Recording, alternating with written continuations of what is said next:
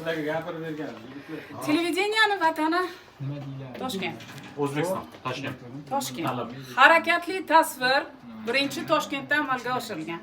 Boris Pavlovich Grabovskiy tomonidan 1925-yilda Toshkentda birinchi elektron nurli trubka, ya'ni o'sha televizorning orqasida joylashgan harakatni amalga oshirib beruvchi uskuna yaratilgan va ishga tushirilgan. Faqat Toshkentdagina isbotlangan, patentlangan. O'sha butun dunyoga olib chiqish paytida elektron nurli trubka poyezdda singan holatda topiladi va qayta bu odam ixtirosini zakaz qilmagan, ya'ni yaratishga o'sha zavodga bermagan. Chunki mablag' talab qilgan. Shu bilan ixtirodan 40 yil o'tgandan keyin UNESCO tashkiloti tomonidan hech bir ixtiro egasiz emas shiori ostida tadbir tashkil qilinadi va Grabovskiy o'z ixtirosi bilan qatnashgan, haqiqatda Toshkentda yaratilganligini isbotlagan va unga O'zbekistonda xizmat ko'rsatgan kashfiyotchi unvoni berilgan, chunki ungacha patent olingan edi. Amerikaga tegishli birinchi patent, adashmasam Amerikaga tegishli. Va 1966-yilda Grabovskiy vafot etgan. O'zbekistonda xizmat